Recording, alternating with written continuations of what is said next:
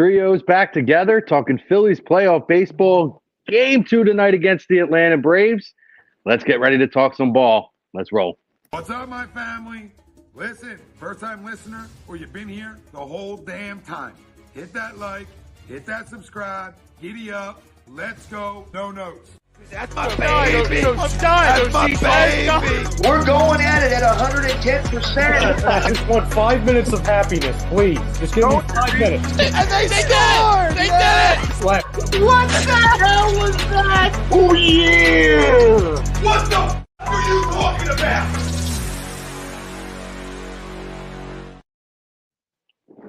What's going on, everybody here? Happy Monday, early afternoon. I am here with these two gentlemen, and this is Here's the Thing with Mitch Williams and Tom Arnone. This is Mitch Williams. This is Tom Arnone. I'm Mike Chromiak, a.k.a. Chrome, and we are here to talk Phillies baseball. Game 2 of the NLDS tonight in Atlanta. Great pitching matchup tonight. We're going to dive into that. But first, guys, let's show a little bit of love to our family over at Royal Billiards. Check out Royal Billiards and Recreation, the coolest place for all your game and man cave needs. For the last 41 years, this family-owned business has been the premier game room store for the Delaware Valley, stocked with all the best pool accessories, dart boards, bar stools, bar supplies, and guess what? Hot tubs. Hot tubs. You want to turn an ordinary room into an extraordinary experience, particularly with all the football, all the baseball right now, hockey rolling up, basketball rolling up. Great time to really upgrade your man cave, and make sure you guys check them out, royalbilliard.com, or you can check out their physical location, 515 Bethlehem Pike in Culmer, Pennsylvania. Let them know A2D sent you. Get in there and really upgrade. Let's go, boys. Hey, how's everything? Before we even start the show? Yeah. Because I didn't hear about weather or anything in Atlanta. Why did they play game 1 and have a day off? Pull your mic down a little bit there, Mitch. Oh, sorry. Can you hear me now? At least now I've been with you long enough to know when those things happen, I know exactly where to tell you to go first. We totally heard your question, by the way.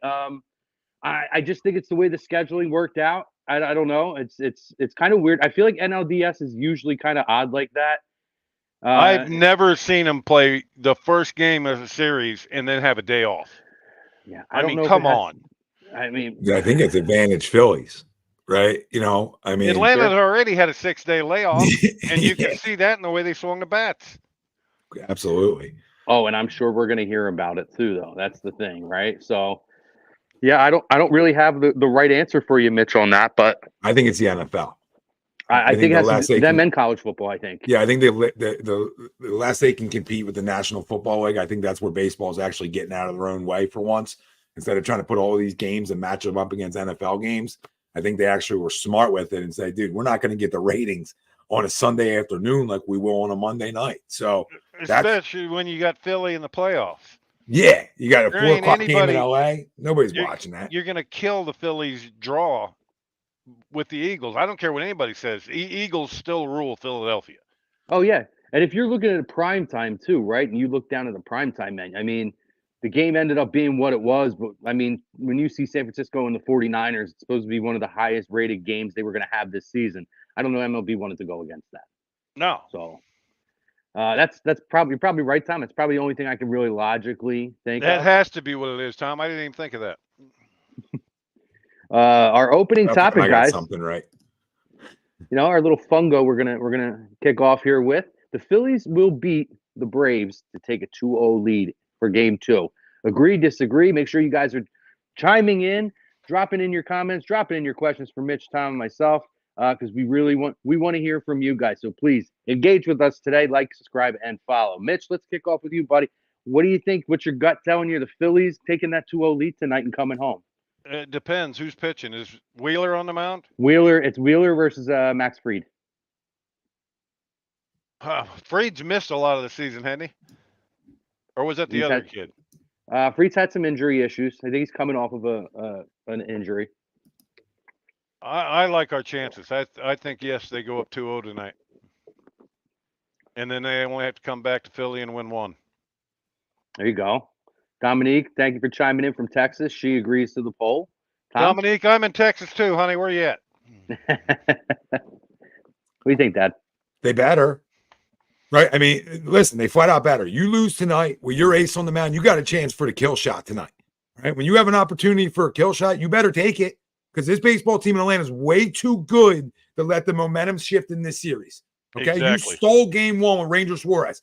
And not only stole game one with Ranger Suarez, you stole game one with Ranger Suarez and everything that went into that game. Right? You use high leverage relievers really early, where we're all sitting back and saying, well, who's going to pitch the 7th, 8th, and 9th? Right? And then and Rob's able to figure it out. And the trust in the rookie, the trust in the young kid to be able to go throw him in a big spot like that, and for him to fill the zone up tonight. This is Zack Wheeler's contract in a nutshell. Okay, this is where, if Zack Wheeler goes out and gives us a Zack Wheeler start, his contract was worth every bit of it. I'm not telling you it's not worth it. You understand? I'm saying this is where you earn every penny tonight, because you got to shove. You absolutely have to shove. This isn't like, oh, I can go 7 and give up 3. No, this is, I got to go 7, and I can't give up more than 2 tonight. I have to keep them in check, and I can't get hit around early. You know how it goes with great starters. You either get them early or you might not get them at all. And the first inning is going to tell you this game in a nutshell. The first inning, you're going to know. If he gets through that lineup and they don't give up any runs, the Phillies are winning this baseball game tonight. Because now pressure really shifts to Atlanta. Okay? Because now you're talking about going 10 innings now without scoring a run. They're not used to that. All right. And the last thing I want to do is give an offense and a team like that any bit of confidence when we feel like we own them right now. So tonight's the kill shot, baby. They lose tonight, they might lose the series, because I don't trust game 3 with Aaron. I love Nolan, but they hit him. They've always they do. For some reason. So tonight is the night, baby. Tonight is the night where you could put this series in a chokehold and let's get ready to go on to the next round, because they win tonight. It's a wrap. It's over. I don't care. I know the Braves are awesome. They can go win 3 in a row like easily. But tonight's the night where Zack Wheeler, there ain't no excuses tonight. If you're an ace, like he is, you go and you mow. Get the mower out, get the weed whacker, and let's freaking go. That got me jacked Trust up. me, they are feeling this. The Braves are sitting in that clubhouse after game 1 going, this is the same shit that happened to us last year. We went out and blew away the division and then met the Phillies and had to go home. This is what is going through their head. We can't let the shit that happened last year happen this year. Well, that's the start of letting it happen, is by talking about it. And I know they're talking about it. Yeah, they're feeling it. They have to be feeling it. Sure they are. There's Yeah, one lineup and one team that nobody wants to face in the postseason. And it ain't the Braves. It's the Phillies. Because the Phillies lineup is stacked 1-9. And the thing is, they're built.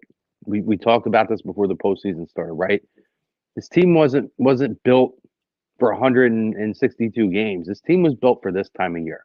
Yeah. This team was built to do enough to get in. And then when you see them in a short series with that short pitching staff, and you going up and down that lineup, this is the time of year this team was, and you're seeing it, right? I mean, they have hit very well in these first 3 playoff games. And I mean, they threw 3 runs up against the guy that they haven't been able to touch. Yeah. I mean, I even go back to the Marlins series, right? Like the way Trey's hitting the ball, Stott has been huge situationally right now. JT is still kind of meh, I mean, he's got his hits, but what do we talk about? Situational hitting. He's got to catch his interference. Got to catch his interference. He did get a catcher's interference on, and he got hit on the back of the hand, which was good. Yeah, I watched the replay and still didn't see that hit him. Oh, I didn't. Even the catcher's interference. I mean, unless it was a lace coming off the glove, I didn't see nothing. I didn't see it either. But the way JT reacted right away, there had to be something that touched his bat. Well, you know what? The overhead shot, they only showed it one time, but the overhead shot of that looked like he got a lace. Like very minuscule, right? But it looked like it. And then when the catcher gave it away. His reaction to it, usually if you as a catcher know if you felt something, right? And his immediate reaction was like he knew it. He knew it. He didn't even question it. So if I'm a catcher in that kind of situation and it wasn't catcher's interference, I'm going ballistic. And there really wasn't anything from him to tell you he's a bad poker player, obviously, because he gave it away. And JT, like you said, Mitch, as a catcher too, his reaction was like this. You don't see guys looking for that call. No. You're not going up there going, oh, I'm going to try to get a catch interference in the big leagues. No, right? No, their egos, trust me, the player's ego won't allow him to do that unless it really happened. Because most hitters won't hit. Oh, I absolutely. And you know, the thing is, right, I know I texted Mitch the other day, and I said, I don't understand why they were pulling Suarez. And it's not because, listen, he got into a little bit of trouble, but man, he looks so good. And even the hits that he gave up were soft. There was nothing hard. I felt like they kind of maybe overmanaged that situation. Now, it worked out really well. And you guys are right. The one really good thing that came out of that, right, you had the benefit of the off day, was the ability to kind of go a little bit deeper into your bullpen. And some of these guys, like Orion, who had no experience in play, really any legitimate experience in a big spot like that. To Look, go when and it get comes that kind down of to playoff this time of experience year, is huge. Chrome, when it comes down to this time of year, they say experience helps you. I don't believe in experience to that extent, because the game is the same. You just have to know what you're capable of doing. And this kid, he's pretty confident in what he's doing.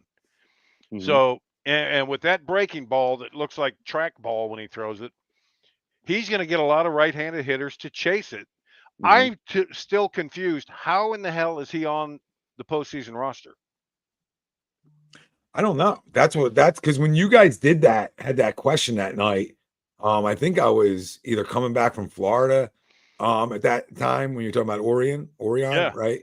And I'm like, what is Greg writing here? Like, I don't think he's allowed to be on the roster. Yeah, no, he qualified for it. And Somebody sent it to me. Yeah, it was some weird thing. They changed the rules of it, so he did qualify for it. But could you imagine pitching in Clearwater earlier on this year, and now you're pitching in a gigantic spot? I mean, what a big sack. What a monster sack between his legs. That's what it comes down to this time of year. Who's got the bigger set on him? That's what this time of year is about. And then he sat too long, Mitch, right? And that inning before, the inning after, he sat too long, came out. You can see he didn't have it. You know, I think he walked the first guy on 4 or 5 pitches. And it's just like, I could smell that coming because he sat for so long. Right? I can tell you this. The way this dumbass commissioner works, next year, we're going to see a change in the rules, because Atlanta is going to, if they lose this series to the Phillies, they are going to start bitching about the layoff in between the end of the season and when their postseason starts. And I would bitch too, because you win the division, the last thing you want is 6 days off. You just don't want it. You want to take the field and play. 6 days, that's 6 days you can sit there and think about what can go wrong. Mm-hmm. And the Braves, if they lose this series, they've won 100 games the last 2 years, and they're going to be going home. This is the thing that I look at and go, they're going to be a rule change, because they're punishing the teams that win the division by giving them so much time off. I agree, but I also feel like no matter what rules they implement, this always seems to happen to somebody, right? So at the end of the day, are we ever really going to satisfy everybody? I think something we talked about, like I don't know, it was last week or 2 weeks ago, Mitch, when we talked about the wild card. You know, at the end of the day, it's more money. And there's the revenue in that. Guess what? Get over it. We're all making more money to put more money into your pocket, and that's going to be the response from the league if anybody brings that up. And You know what? Listen, Mitch is 100% right when you talk about lineups, when you talk about the hitters, right? The last thing a hitter wants to do, right? Like, I see what my guys, especially if you're high. I see it at a lower level. Like we went down to, I didn't go, but we went down to IMG this week, and they haven't played because of weather and everything else. They haven't played in like 3 weeks. So I think in 2 games we had 4 hits, right? Because you need it. You need live ABs. So that's the thing that I think that gets the hitters. Now, in terms of, you're able to set up your rotation. That's the difference. That's the caveat and the devil's advocate of it is, well, look, okay, my lineup might sit around a little bit, but now I can line up my starters, unlike the Phillies, unlike the Rangers, right? But both of those teams, I mean, the Rangers went and beat the O's. The O's couldn't be beat all year. They're another 100-win team in the AL East, right? And smacked them right in the mouth because their lineup. Now, I think they hit last night, but game 1 they didn't hit. The O's didn't hit game 1. They hit last night, and they got hit around. But I don't know if there's ever going to be a perfect scenario with it besides you figuring out a way to just have everybody play right away. See, you can't tell me the Braves didn't have their pitching lined up at the end of the year. They had the division won by 25 friggin' games or whatever it was. Yeah. And Chrome, we talked about Rob Thompson being able to set his lineup up once he clinched the wild card. That's more than enough time to set your rotation for the postseason. You can do whatever you want in 5 days. You can start a guy, take him out after 50 pitches. You can do whatever you want. The Braves had time to do that. They would have time even if they started the playoffs the day after the season ended. The Braves could have had their rotation set. So that's just a managerial thing. The layoff the other for the thing, hitters, Mitch, is it ain't Mitch, you right. know what's weird? And my dad pointed this out. He's usually never right. But I say that with love. But no, he's right. He goes, why would he change his lineup in terms of Brian Snicker? Why would he change his lineup? I said, listen, if I win 100+ games, I'm not changing a damn thing. You understand? I don't care if you're throwing a guy who could pitch righty and lefty at the same time. I don't care. I'm running out what got me to 100+ wins. So, in my opinion, game one offensively is on Brian Snicker because what are you touching your lineup for? And the second you touch it, look what happens. This is a game of guy. We talk about it all the time. It's a game of it's a game of routine. It's a game of all that stuff, and the mess with your lineup. Like, what are you touching it for? Run it out, dude. What are you doing? If I'm a Braves fan, I'm more mad about that than having a there's layoff. players that are upset about it too. We had 6 days off and come back, and now the lineup's different. Players weren't happy about that. I can promise you. What? Like what? What, the 100 and something games we won wasn't enough with that lineup? And now you decide to tinker with it? And then you get shut out. Yeah. Never made any How'd sense. that work Never out? made any sense. Okay, let's take a quick second here. Going to run a couple commercials, little love. RTC, Royal Billiards, and we'll be back on the other side to continue talking Phillies Braves Game 2. Royal Billiard and Recreation, proudly celebrating 40 years and our new, bigger showroom. Twice the size and twice the fun. More pool tables by Olhausen. More dartboard sets, including custom-reclaimed backboards. More bar and kitchen stools that can change a room. And more bars, including pre-built and custom. Hot tubs, skee ball, shuffleboard, outdoor, and fun. Royal Billiard and Recreation, your ultimate game room store. Now located on Bethlehem Pike in Colmar. In our family, food is our daily bond. My Nonna, affectionately called Mama by many, found solace and joy in the kitchen, sharing her love through delicious creations. She turned her culinary passion into a flourishing business alongside her husband and sons in 1983. Celebrating 40 years is a testament to our exceptional team, friends, family, and beloved customers. With gratitude, we look forward to the future, expanding our brand to share the highest quality Italian food and wine nationwide. Our heartfelt thanks to everyone who has played a part in our story. Grazie mille.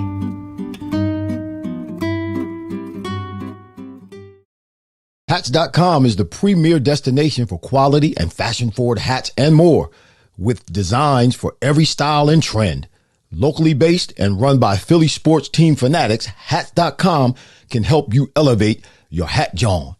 Utilize the easy-to-use guides at Hats.com to find your perfect size and style, and shipping and returns are free. Hats.com. Find yourself in a hat. Use code Philly for 15% off your order. Hats.com.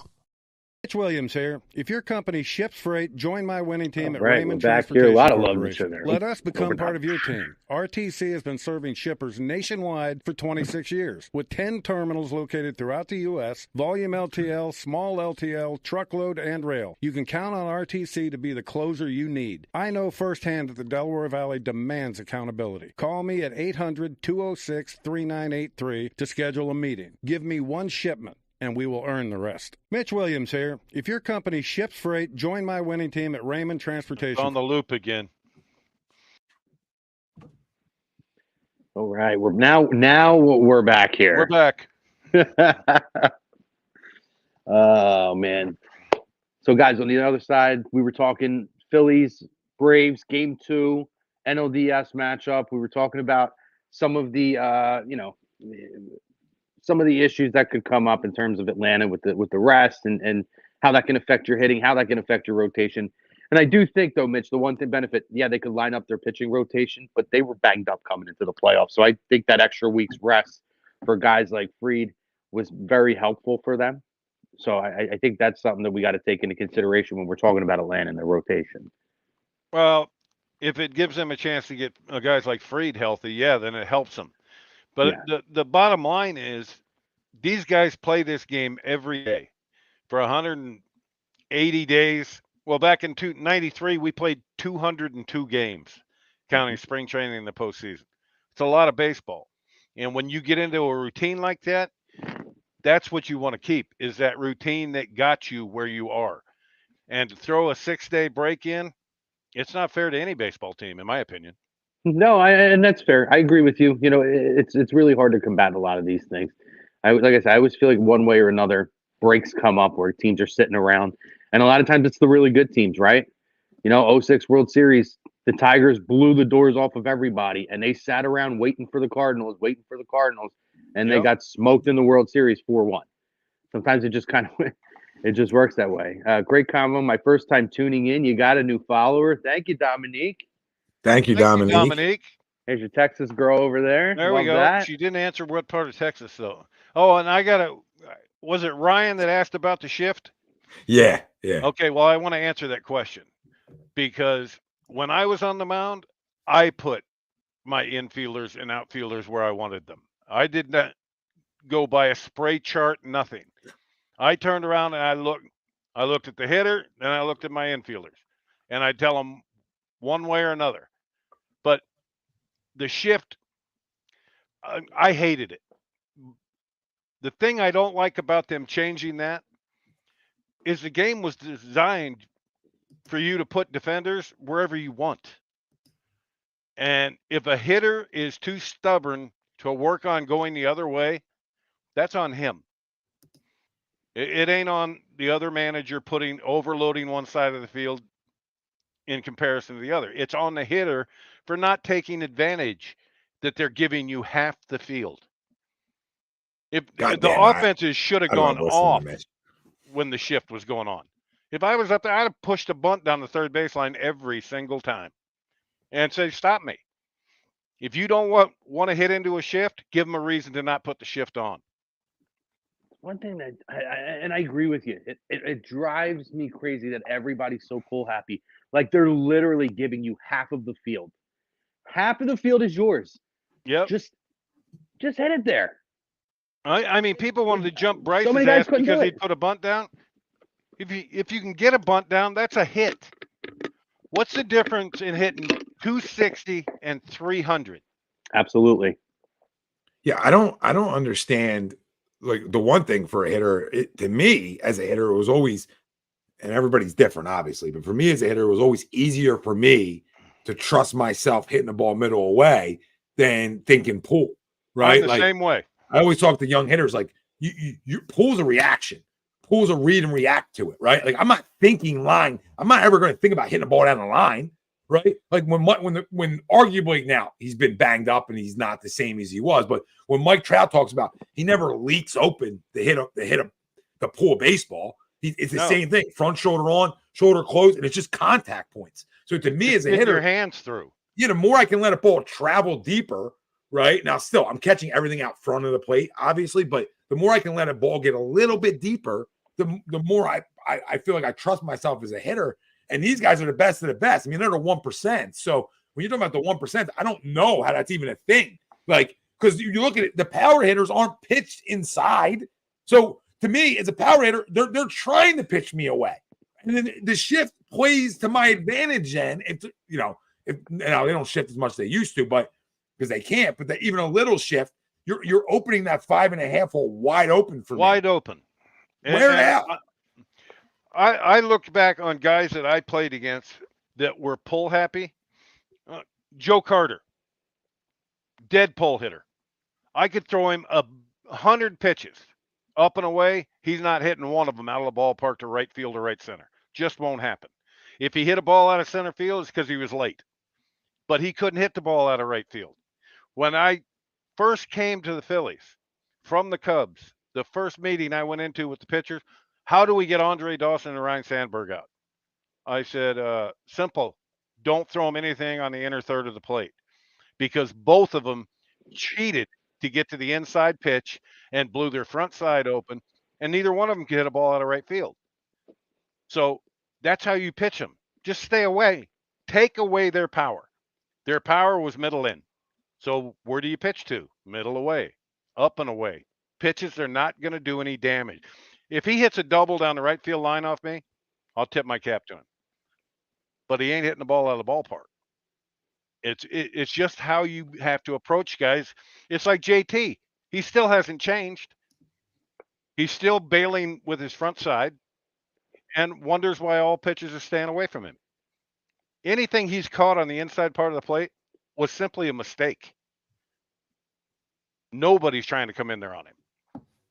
No, you can see it. They're lining up out there all the time saying, beat me away, beat me away, beat me away. And, maybe you can make some adjustments here throughout this series and get a little. I'll tell you what, Trey Turner's made the adjustment.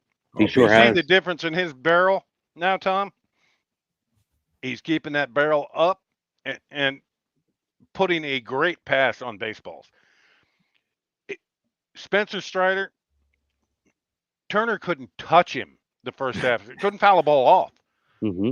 And to come up there and smoke the ball up the middle like he did in game one, that's the Trey. And then defensively to make that double play, that's the Trey Turner we signed for $300 million. That guy that makes that play up the middle and turns it into a double play.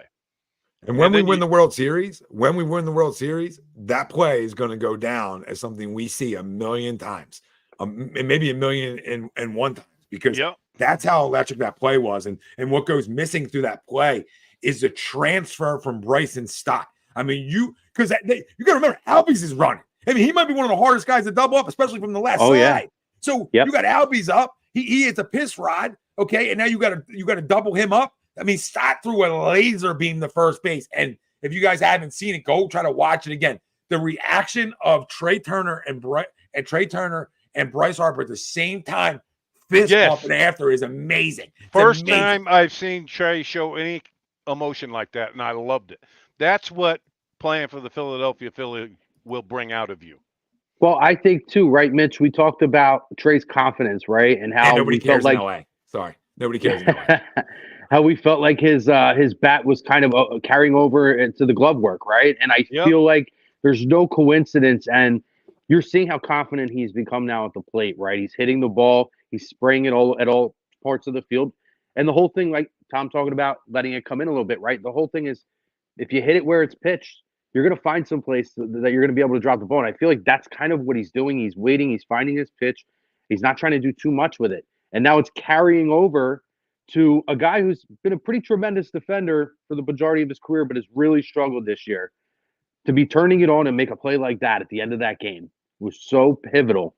And what, again, even if Atlanta just scrapes a run across the board, right, it's a victory for them. Something to take into the next game to build off of. Okay. Taking the next game, once you got guys on, now it's pressure, right? The second that run scores and the chop starts happening and the lights are flashing in that place. Right. We've been through this enough with the chop. All right. My whole history of Phillies Braves. Once the chop starts getting going, even though there are frauds down there, but once the chop starts getting going, right, then it becomes pressure, right? So that whole game, that took away all the pressure of that inning. Who knows if we even get out of that? I mean, they might still be scoring. I'm saying, though, even if they do scrape a run across, right, and we get out of it, they scrape a run across, it's that whole, gaining a little bit of momentum at the end of the game, not going quietly, something to carry into game two.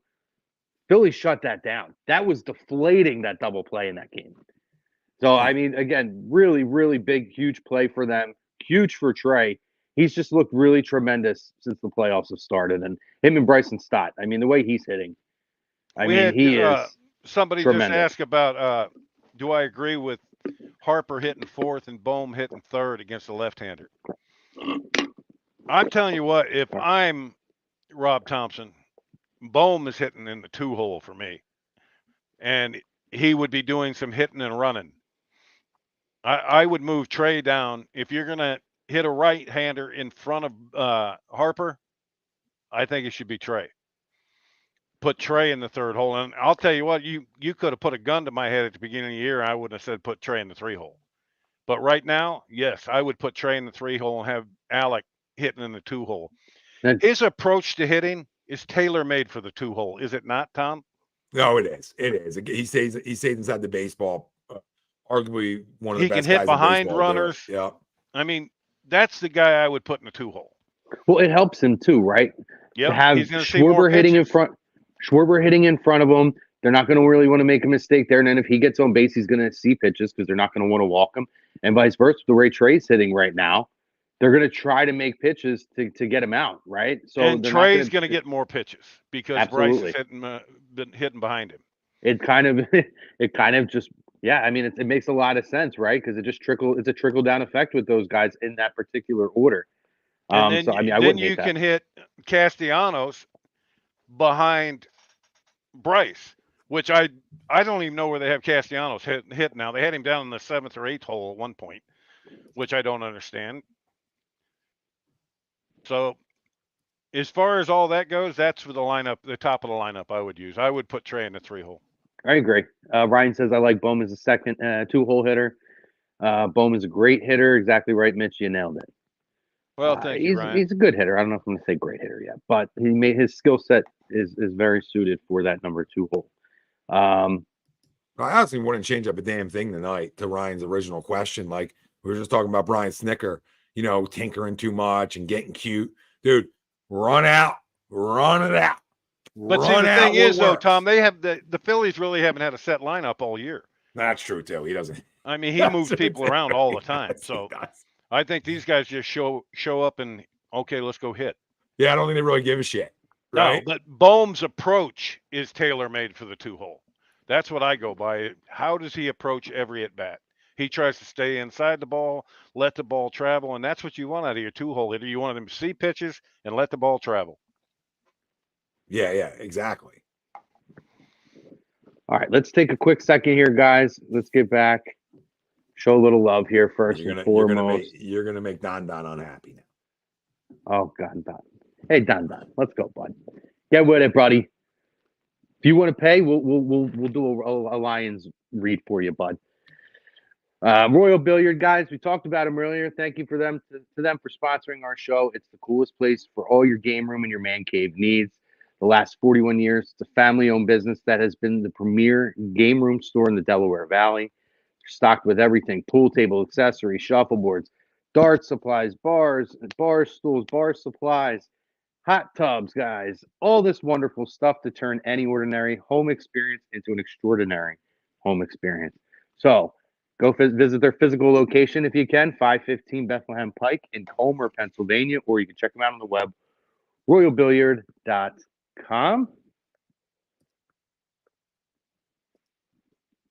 I got this and one. Obviously, hats.com. You can use code Philly for 15% off your order at hats.com. You can get the same hat that Brian Dawkins wore in his Hall of Fame induction, and you can go order that at hats.com, 15% off your order. So go check out hats.com. And then this Thursday, which is 10/12 at 5 o'clock, live from Carlino's, you can go meet Irvin Fryer and Hollis Thomas. I already said Hollis will sign everything for you. You can tell him Tom said so. All right. Maybe even sign the baby's forehead too. The house was going to be signing everything. Just walk by him, will sign everything. But no, you got to go check out the food. If you saw the commercial, I mean, if it's not making you salivate, I don't know what will. So go check out Carlino's. They're doing it's their 40th anniversary, and we got a live remote there from 5 to 6 this Thursday. You can even meet Chrome. You will not meet me because I will not be able to make it. But unless they move it to Texas, I won't be there either. Yep. So we can't sign nothing for you.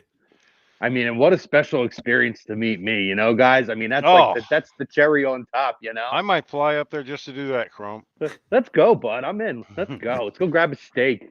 I just got off a plane yesterday. I had to do a deal with Charlie Sheen yesterday. First time we've ever done a signing together. It was pretty cool. How was that experience? Awesome.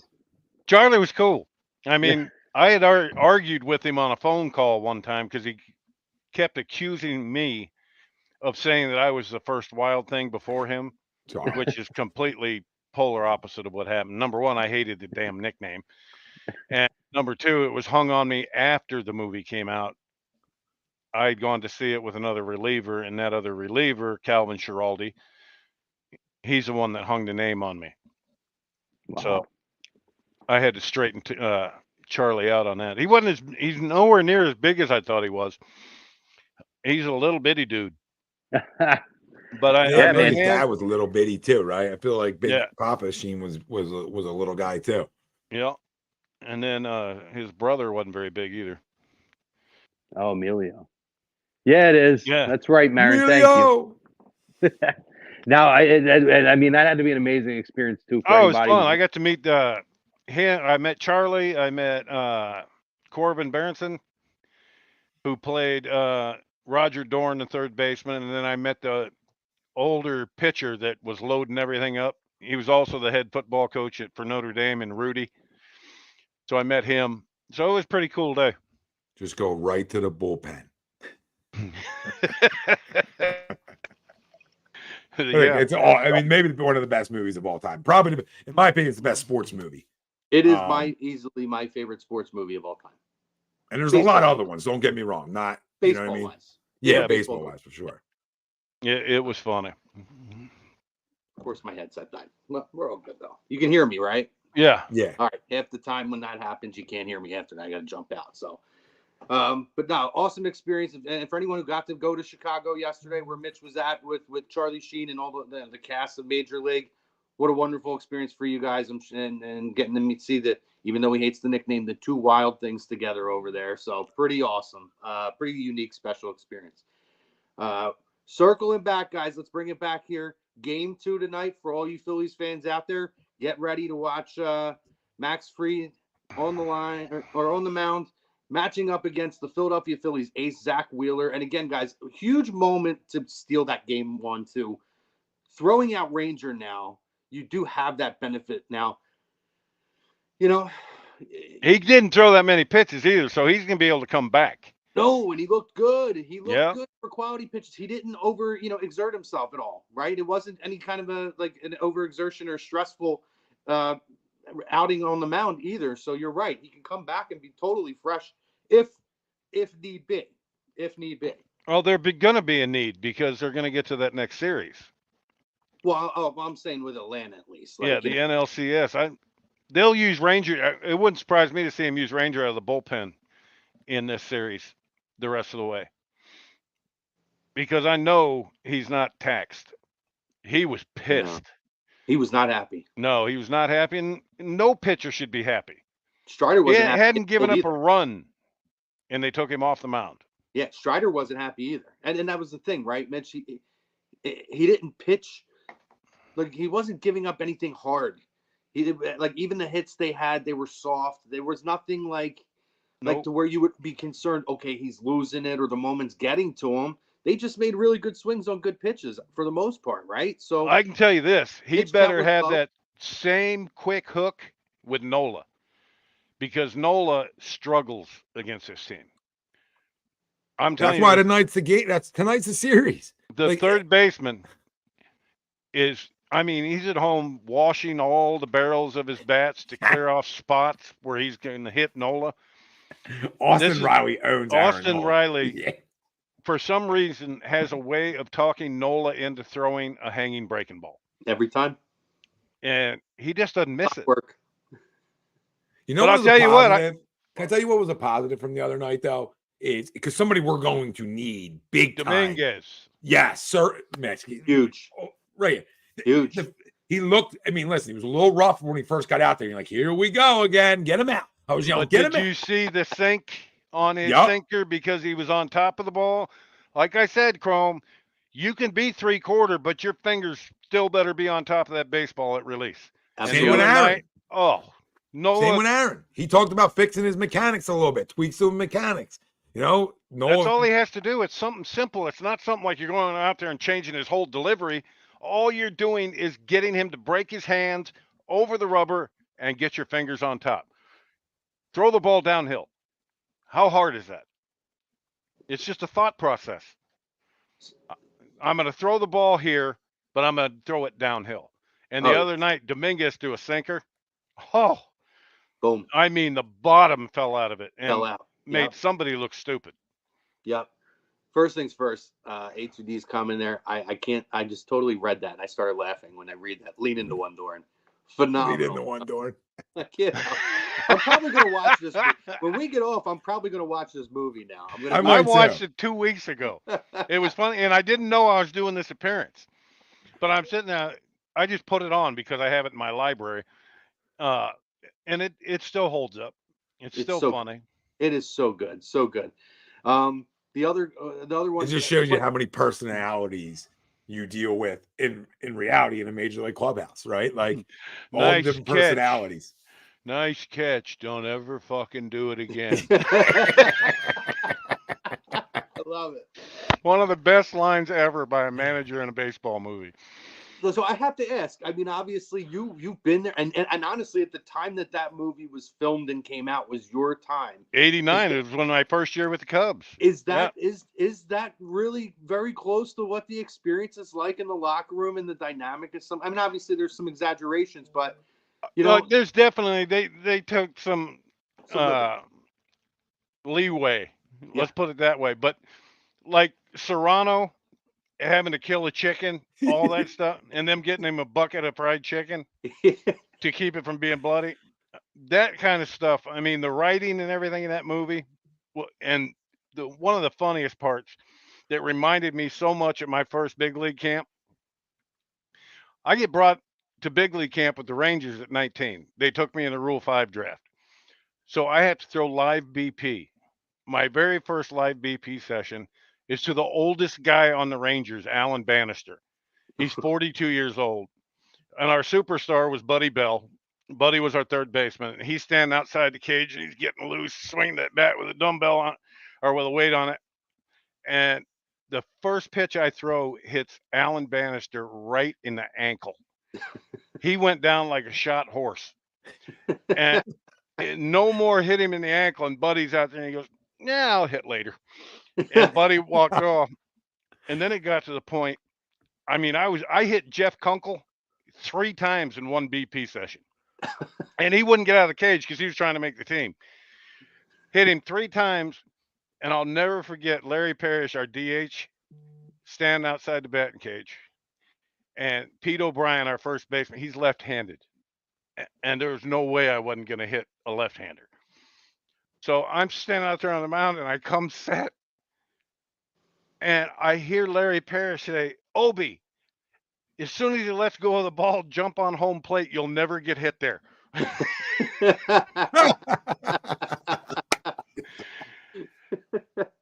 So I had to deal with that kind of pressure in spring training. That's why I hated throwing BP. When they brought that aluminum guy out there for Charlie Sheen to throw BP to, and he knocked his head off, that was like my first spring training. I love Don's comment too. Jesus Christ, bitch, killing everybody out there. Swoopy, I get you on Alvarado. You know, the Alvarado should be the closer, I guess. I just think it's all situational based, man. Like they're how Rob's if a left-hander's leading off the ninth, Alvarado's going to start the ninth. Yeah, and he has trust in Craig Kimbrell, and he should, dude. I mean, at the end of the day, the guy's done it for a long time. Like, I mean, he's only saved 400 games. Yeah, like I want to roll out a guy that has been there so many times, and I'll live and die by that stuff, man. You live and die by what's gotten you here. And let's be fair, this year, Kimbrell's a big reason we're in the postseason. Because if he isn't that good this year, I'm going to riddle everybody something. We might not be having this conversation because our bullpen was riddled with injuries. All right. And guys had to step up. Without Hoffman and Kimbrell, I don't know if we're here. I do not know if we're having this conversation right now. Soto's done a good job. Oh, Soto. Yep. He's been very under the radar. I mean, and that guy comes in the other night, just, I think it was against the Marlins. Just come in firing 100. Yep. When you got those kind of arms down there, and the sheer number of pitchers you have in the bullpen now, they got 11 pitchers in the bullpen. Yeah. It just gives Rob Thompson so many things he can do. I'm not a big fan of I wouldn't be happy if I'm the closer and because a right-hander was leading off the ninth, they didn't bring me out to close. That wouldn't have made me happy. A closer to me is a guy that can get everybody out. Not a guy that you're going to have to use situationally. So the thing with Kimbrel too, right? Guy's a World Series champion. Like, guy has pitched in these games before. Guy's a fringe Hall of Famer. I would even say fringe. I think if Trevor Hoffman's in the Hall of Fame, he should be in the Hall of Fame. And that's not a knock to Trevor Hoffman. I'm just saying, to me, Kimbrel over the body of his work has been tremendous. And Tom Scott, but look at Lee Smith. I mean, when Lee Smith retired, he was the active leader in saves. What kills him is they say he played for so many teams, which in my opinion says if a guy is that sought after to be the guy to close out games, being constantly traded. Yep. That's not Hall of Fame voting's a joke anyway. Bunch of dry jock guys voting on the Hall of Fame that don't know a thing about baseball. Bunch of guys wearing dock sides, and they're voting on who's the best of the best. Knock it off. All right. He's saying guys who won't allow in guys who did steroids in an era where baseball was allowing it to happen. Knock it off. Right. You had no problem selling the tickets. You had no problem throwing McGuire and Sosa up in front of everybody. And now Barry's not a Hall of Famer. Why? Because he said, "Oh, you guys want to hit 70? Watch this. Hold my beer for a minute." All right. So at the end of the day, like, we're going to penalize guys for something baseball. The writers are a joke. I hate writers. A complete joke. Not every writer. And I'm a pitcher that says any pitcher that blames giving up a home run on the guy that had the bat in his hand, took steroids, is looking for an excuse. If I make a pitch, I don't care what drug they're on. If I make the pitch I want to make in any situation, you're not hitting it. It's that simple. I don't care what you're on. So any pitchers say, well, they were on steroids. Well, they might have been on steroids, but if you kept the ball out in the middle of the plate, it wouldn't be in the middle of bleachers right now. Mm-hmm. It's that simple. That's their problem to deal with.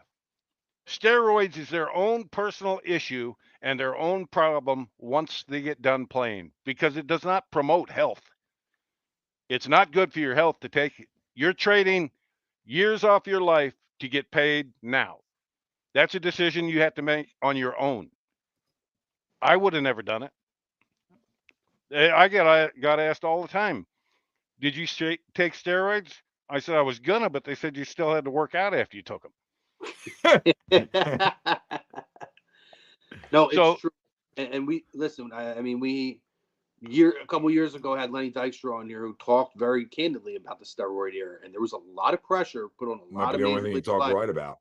There's the one thing we really took from that interview, if anything that was useful, was, the fact that in that time, in that era, Major League Baseball turned a blind eye while every player had pressure on them or their spot was gone. You can't tell me for a second. I know Bud Selig knew. And you're going to turn around after the strike in 94 and McGuire and Sosa pack baseball back to the top of the mountain. And once they're there, now you're going to crucify them. They saved the game by doing what they did to their bodies. That's a personal choice, as I said. They chose to do that. I got no issue with it. That's your problem to deal with, not mine. Mine starts on the mound. And if I do my job, they can't do theirs. I don't care what they put in their system. Yeah, it doesn't change hand-eye coordination. No. What it does is there's dog days of the summer for a reason. The dog days. What it does is it gets you through the dog days. So instead of you hitting 40, now you're hitting 65 because your body can regenerate quicker. It just recovers quicker. The thing that I've always told everybody, all steroids did at 100 games, regular players, their bodies are shot. So what did steroids do? It gave them 62 more games to put up numbers. It's like 62 more games at the beginning of the season. Because once you get to August, those last 2 months, it is a grind, an absolute grind to get through it as an everyday player. So I understood where they were coming from, but that's all it does for them. It gives them 62 more games to put up numbers. That's why so many records were broken. Because back in the day, they took greenies. They were on the training table. Yeah. So don't give me all the, well, you can go back to any time in baseball. They were doing something. Trust me, they were doing something. We talked about Major League, right? The movie, right? Mm-hmm. We were talking about the pitcher. I forget. Damn, I wish I could remember the character's name. right? But he's sitting there and he's older, right? So he, Yeah. next thing you know, he pulls the thing back and he's got the grease inside. Yeah. Yeah, like he's got. You got to do what you got to do to get through. Here and he's like here and you get a little extra zip on your fastball. Like people have always been doing something. They've always found a way to get a competitive advantage. Gaylord Perry's in the Hall of Fame, and he cheated his ass off. He was covered in stuff. He's in the Hall of Fame. I believe it. So, I really thought when you brought up Lenny Chrome that we were going to get a Mitch rant. That's why I was like, you're not going to get a rant out of me. I'm done talking about Lenny. So are we. You cannot fix stupid. Well, no. That's a conversation for another day. Smartest. Listen, love watching him. Love watching him play, but he's an idiot. That's giving him too much credit. There's idiots out there that are taking offense right now. That was a rough 2 hours. I like his business model though. He was leasing cars and selling them. Oh, right. And wonders why he went to prison. And then he got to prison, decided to act like Lenny, and the guards knocked every tooth out of his head. Oh, what a great experience. What a great time. That was a great time. Yeah. Real pleasure. Real pleasure. So do we want to step away for those quick commercials here, Tom? I mean, yeah, we can. I mean, if you don't want to, I'm good to roll too. Nah, roll it, dude. We give everybody commercial. We got many commercial breaks we got to take. I know. Don's head might explode if we run another commercial. So no, it's 100. It's a really interesting conversation, and we appreciate your candidness, by the way, Mitch, and having that conversation with us. And then, like we said, it's the one thing we got from Lenny that I think was really intuitive was there was a very honest and candid conversation. So, well, if you got Lenny to be honest, you're one of the few people that's ever done that. It took a minute. That part we did. It took a minute. You really had to, like, when you got him when we got him to talk baseball, which took me a second to get him to do, but when I got him to talk baseball, you could see the baseball intelligence come out. Oh, it's unbelievable. Smartest baseball player I've ever met, and the dumbest human. You just couldn't you couldn't keep it reeled in though. Like you reel it in a little bit, you get close, and then they find a way to kind of, break your line down a little bit further, then you got to reel it back in. That's kind of what the experience was like, except it was really a lot more. Matt Schatt, Pete Rose needs to be in the Hall of Fame. You're damn right he does. Should he ever be allowed back in the game of baseball? No. That rule has been hanging on every clubhouse wall since I signed when I was 17 years old. You bet on baseball, you're banned from the game for life. It's that simple. But for the Hall of Fame to say Pete Rose can't come in here because of that? No, there was no rule in place for that. The bottom line is he's the best hitter that ever played the game. You put all his shit is in the Hall of Fame. His uniforms, his gloves, his cleats, but he ain't. Now, how twisted is that? You're going to put his uniform and shit in the Hall of Fame, but not him. First of all, he bet on his own team. I mean, like, you want to talk about extra stress? I mean, that's extra stress if you're betting on your own team. Now you're really you're chain smoking. You know what I mean? You're throwing like 100 lips in. You're freaking stressed out. You're like, oh, this guy better get out. Then you're chewing guys' asses out even more in the locker room if you lose because you just lost $5K. So I mean, even put him in. I mean, who cares? He didn't do it when he was playing. He did it when he was manager. You're not putting him in as a manager. He was doing it when he was playing. He was a player manager. Player I didn't know he was doing it. He was a player manager, right? But it doesn't matter. That rule is simple. It doesn't have a thing. There's two separate entities. The Hall of Fame and Major League Baseball are not partners. They're two separate entities. And Bart Giamatti didn't want Pete to get any of that extra fame for what he did. He had 4,100 hits. Your best hitter and arguably your best pitcher are not in the Hall of Fame. Roger Clemens and Pete Rose. Yeah, I agree with that. It's just a weird situation. Like, I was a proponent before of, especially if Joe Jackson's not in, who, whatever they want to say he threw, look at his World Series. He hit 3-something. Tell me that guy fucking threw a World Series with his numbers that he put in there. Like, let's be real, okay? I think he was just too dumb to read whatever was put in front of him, and he just said, okay, everybody else is doing this because he couldn't read. You could put anything in front of him.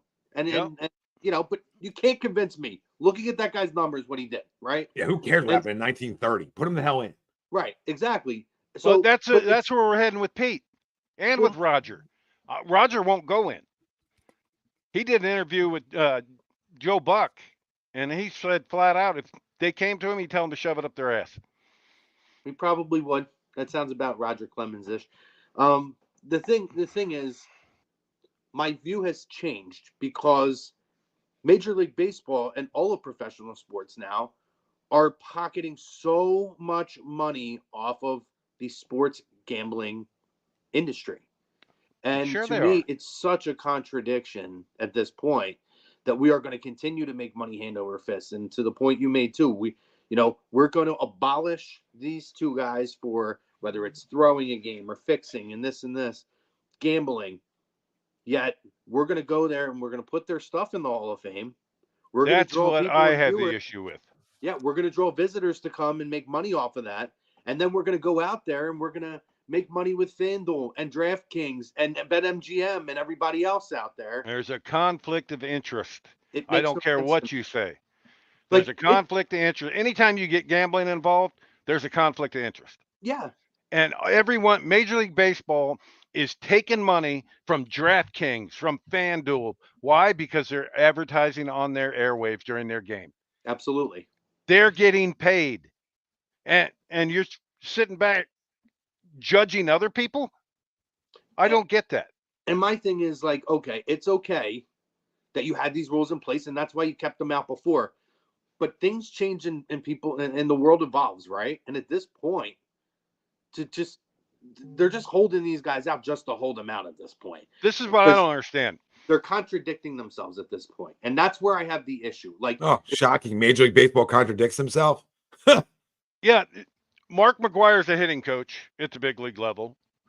A-Rod is on the World Series broadcast. These are guys that gave your sport a black eye, supposedly. What did Pete do? He gave the sport a black eye, but he's been punished for it for the last 30 years. Yeah, you would have thought he murdered somebody. You Exactly. know what I mean? You would have thought he had like a double homicide. I've said it forever. He should never be allowed back in the game, but he should have been, the minute he walked off the field and retired, he should have been in the Hall of Fame. Just because walk right one has nothing to do with the other. Yeah. The one thing with him, though, over the years, he's done himself no favors. Well, Pete, let me tell you about Pete. No one likes Pete more than Pete likes Pete. I get it. Yeah. He's done nothing to ingratiate himself whatsoever to make an effort. And I mean, talk about lies over. My question back to you is, what does that have to do with what your production was as a player? You know what I mean? What you did on the field. I don't disagree with you. I'm not making that point. I'm not making the point that it should, right?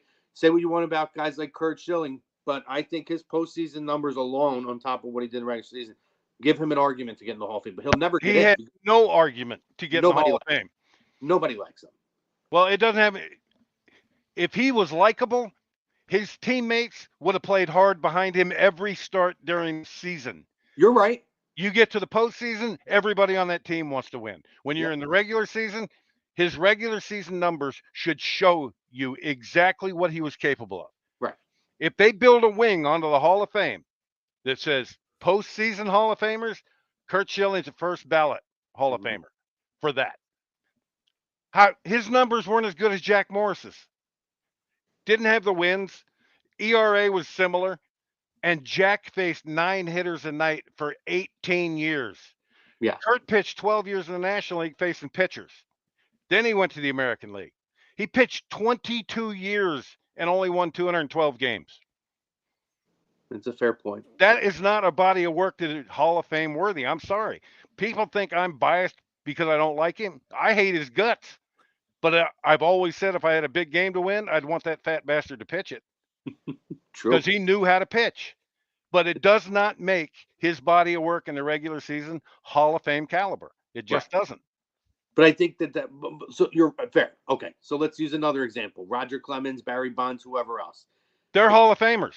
They are absolutely. And I don't think it should make a difference. But the problem is we do live in a world where It is a popularity contest. And if you don't ingratiate yourself whatsoever, Jeff Kent's a guy. Everybody, he probably should be in the Hall of Fame. Everyone hates him. Every teammate he ever had, Bonds included, hated playing with him. And well, trust me, I was rooting for Jeff Kent when they went at it. Well, I think Bonds was a guy no one could like. Right. I believe it. But yeah, interesting. I mean, this was a fun conversation. Yeah, this is something we could have done this. I could go on and on about this shit. Well, you know what? Off season, we may have to do one show where we just kind of talk some old baseball here, like real. We'll do a hot stove type deal. I would love to do that. That's great.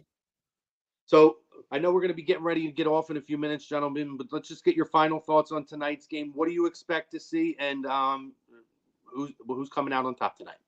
I expect the Phillies lineup to wear out Fried tonight. They haven't had a whole lot of luck against him, but this lineup right now is clicking. You got left-handed Bryce and Schwarber. They're both in Stott. They all hit left-handed pitching fairly decent. So I'm not worried about the pitcher on their side. I'm more worried about Wheeler going out there and doing what he can do. Tom? Just to go different, I'll go a little different. I'm thinking like a 4-3 game. I think tonight's a little bit of a nail biter. I think it's closer than the other night. I think the Braves score a few runs tonight. They're just too good not to. But I can see this game. I can see this game being tied at 3 late. And I think it's all about Acuna. It is. You keep him in check, the Phillies win this series. The second he gets hot, he's making right turns at first base, this whole series, the Phillies win this series.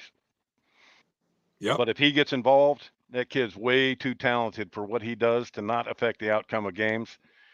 And it's all going to boil down to him. They keep him off base, they're going to win this series. I think we get a Trey Turner homer for the lead. Top 9. See, I'm going Schwarber. I think Schwarber gets a big hit in a big spot, puts the Phillies on top. I'm looking at a 5-3 Phillies win tonight, guys. I think Wheeler, looking at probably 6 strikeouts, probably gets you 6 innings, 6 and 2/3, somewhere along the line. And I think you're gonna have a really good outing tonight from the bullpen. All right, we got 4-3, and you're saying what, 5-3, Chrome? I think 5-3, yeah. Okay, I'm gonna go out on a limb and say we win 7-2. Oh, I love it, Mitch. Love it. Make it comfortable, Mitch. Let's go. That's right, buddy. I don't want to sit there all nervous. Someone hit some shit out of the park and let me relax. And last question, real quick, because it could be over by next week. Phillies win this series or no? Yes. Tom? They better. That's the answer right there. That's really a good prediction. That is it. Yes, I do. I think they win it. I do. I can see the graphic. Tom Arnone, they better. They better. Listen, you're going to hear a lot from me if Wheeler don't throw well tonight. That's all. You're going to get tired of hearing from me. So I said it before. I'll say it again. I took the Phillies in 4. I'm going to leave it at that. Phillies in 4. I think they take tonight. I think Nola pitches well, but I think it's going to be a tough win for them, even though they're at home. But I think that Ranger ends up closing it out in Game 4. I think you get a good start from Ranger and close it out in Game 4. Guys, great stuff this week. We had a whole lot of conversation between previewing Game 2, as well as some really great unexpected baseball talk, or whether we're talking Major League the movie, or we're talking about Mitch hanging out with the other wild thing, or we talked everything, steroids, Pete Rose. What a great day today. Great conversation. So for all you guys out there, if you enjoyed the show, like, comment, subscribe, share with your friends. Tell them, hey, come back on Mondays, or check us out in syndication on all of our podcast platforms and social media platforms, and come and join and listen to great conversation with Mitch Williams, Tom Arnone, and myself here, kind of mediating a little bit. So thank you to our sponsors, Royal Billiards. Obviously, check them out, royalbilliard.com, or you can go and check out their physical location. That is at 515. What's the address, Tom? 515. Bethlehem Pike. There it is. Check them out there. Again, phenomenal place that's going to really take your man cave or game rooms to the next level. Check them out. And obviously RTC, Mitch, his crew out there, any of your freight shipping needs you guys have, they are the best in the Delaware Valley area, the tri-state area. You need something done, it's going to get to where you need it to get done. for the most cost efficient and safest way to get it there. So make sure you got it. Hit them up. And obviously hats.com. Tom, I'll let you take that one there, buddy. It's your boys. Yeah, hats.com. Use code Philly for 15% off your order. Hats.com. And there you go. There it is. And make sure this Thursday, you can go check the boys from Vetted out. They'll be live from Carlino's in Ardmore, PA to celebrate their 40th anniversary. So go see Hollis, go see Irvin, go see Chrome, and make sure you check out that live remote. Yep, and Ralphie D will be there doing some producing as well. So thank you all for all your questions and stuff during the show. We appreciate you listening. Oh man, tons of great comments today. I mean, the view count stayed up too the whole time we were on. So great show today, guys. Let's go Phillies baseball. Get a win today. We're going to be having a show next Monday. I'm going to predict that. Well, we're gonna have a show one way or the other, but hopefully we're wrapping up good things or moving on. Yeah. So, but yes, again, for Mitch, for Tom, myself, everybody here at A2D Radio, and for you guys at home, thank you for tuning in. Take care. Have a great week. Tell someone you love them. You all have a great week.